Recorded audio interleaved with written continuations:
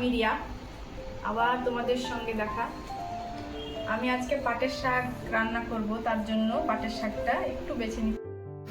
Hello সবাই, কেমন আছো? আশা করি ভালোই আছো। অ্যাকচুয়ালি অনেক দিন পর আবার ভিডিও করার একটা প্ল্যানিং করেছি। তো আজকে আমি আমার একটা পার্সোনাল এক্সপিরিয়েন্স শেয়ার করব তোমাদের সাথে। সেটা হচ্ছে আজকে বাজারে গিয়েছিলাম এবং সেখান থেকেই জানতে পারা যে পাটের শাকও নাকি বিক্রি হয়। মানে সত্যি কথা বলতে আমি খুব ভীষণ মফস্বলের একটা মানুষ। মুর্শিদাবাদের খুব মফস্বল গ্রাম থেকে আমি বিলং করি। সদ্য লাস্ট কয়েক বছর আমি কলকাতায় আছি, তার আগে পড়াশোনার সূত্রে বাইরে ছিলাম, সেটা আলাদা কথা। তো আজকে বাজারে গিয়ে একটা জিনিস চোখে পড়লো যে পাটের শাক। তো সেখানে গিয়ে দেখলাম যে পাটের শাক বিক্রি হচ্ছে এবং খুব অভ্যেসবশত পুরনো স্মৃতি, পুরনো ছোটোবেলায় অনেক পাটের শাক খাওয়া হয়েছে, তো সেই সুবাদে পাটের শাক কিনে নিয়ে এলাম। তো চলো তোমাদেরকে দেখায় পাটের শাকের প্রিপারেশন কীভাবে হয়। আর আজকে ভিডিওটা আমিই শুরু করলাম বিকজ রিয়া বেসিক্যালি একটু কাজ নিয়ে ব্যস্ত রয়েছে। তো চলো এগোই। এই সেই পাটের শাক, আর মেনলি এইভাবে প্রিপারেশন করা হয় এটা। তো এটা আলাদা করে বের করা হয়েছে।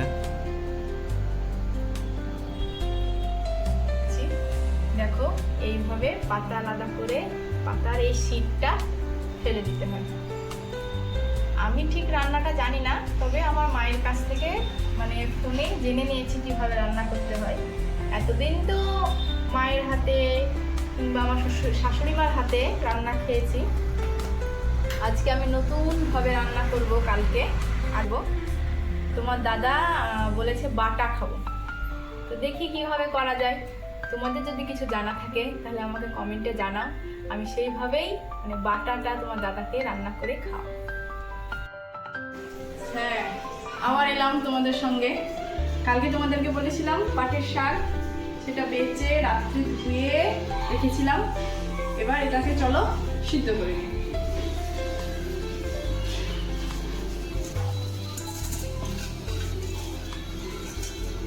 হ্যাঁ, অল্পই পাটের শাক দিয়েছি, বেশি রান্না করছি না, জানি না কেমন হবে, তার জন্য অল্পই রান্না করছি। এবার দিয়ে দিলাম অল্প একটু লবণ, যেন এটা খুব তাড়াতাড়ি সিদ্ধ হয়ে যায়। একটু জল, অল্প পরিমাণ, কারণ শাকে একটু জল বেরোবে। এবার গ্যাস চালিয়ে দিলাম।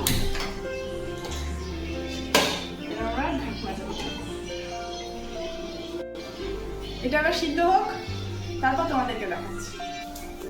এবার আমরা এটাকে বেটে নিব। তোমরা যদি পারো শিলে বাটবে, শিলে বাটলে বেশি টেস্ট হবে। আমি মিক্সিতেই বেটে নিচ্ছি।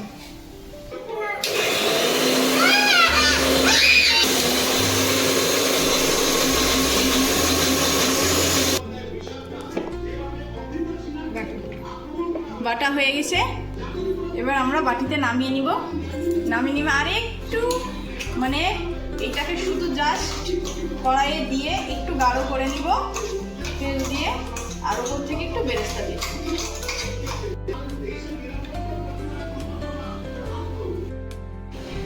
কড়াই চাপিয়ে দিয়েছি, কড়াইয়ে তেলও দিয়ে দিয়েছি। এবার কি কি লাগবে সেগুলো তোমাদের দেখাই। কয়েকটা রসুন, একটু আদা, 2-4টে যেমন তোমরা ঝাল খাবে তেমন মুখ কাঁচা লঙ্কা, আর একটু পেঁয়াজ। আর পেঁয়াজ আবার পরে দেবো, যেটা বেরেস্তার জন্য, সেটা তোমার দাদা খুব ভালোবাসে বেরেস্তাটা, তার জন্য বেরেস্তা উপরে ছিটিয়ে। রসুন দিয়ে দিলাম, কাঁচামরিচ আর আদা দিয়ে দিলাম। এবার এগুলো একটু গোল্ডেন ব্রাউন হবে, দিয়ে একটু পেঁয়াজ দিয়ে দেবো। হ্যাঁ, আমি ভুল করেছি, লঙ্কাগুলো কেটে দিইনি, তাই লঙ্কাগুলো ফুটছে মানে ছিটিয়ে পড়ছে। তোমরা লঙ্কাগুলো একটু কেটে কেটে দেবে। চলো, এদিকে শাকটাও হয়ে গেছে, শাকটাও ঢেলে নিই। দেখো কত একদম অল্প হয়ে গেছে শাক।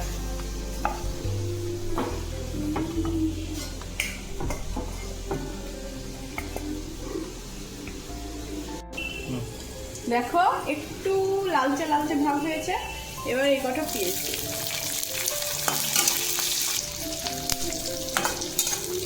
দেখো গোল্ডেন ব্রাউন হয়ে গেছে। এবার আমরা তুলে নেব।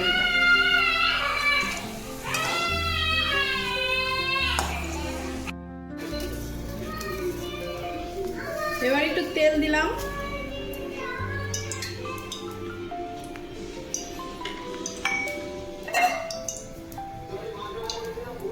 কয়েকটা পেঁয়াজ, এটা শুধু লাল করে ভেজে বেরেস্তা করবো, যে তুলে নিব। এবার পেঁয়াজটা দেখো লাল হয়ে গেছে, এবার পেঁয়াজটা তুলে নিব। এবার ওই তেলে এই বাটাটা একটু দিয়ে দিই।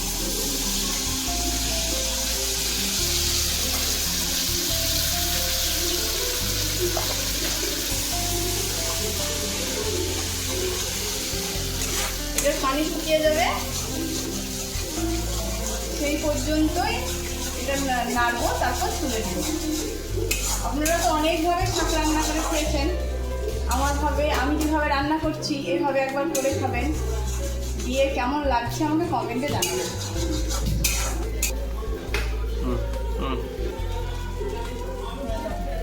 মোটামুটি শেষের দিকে আমার মনে হলো একটু লবণ কম আছে, তাই লবণ দিয়ে দিলাম। এবার নামিয়ে নিব এটা,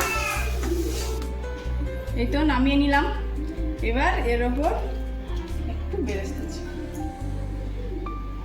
এই বেরেস্তাটা তোমার দাদা বেশ পছন্দ করে, তাই বেরেস্তাটা দাও।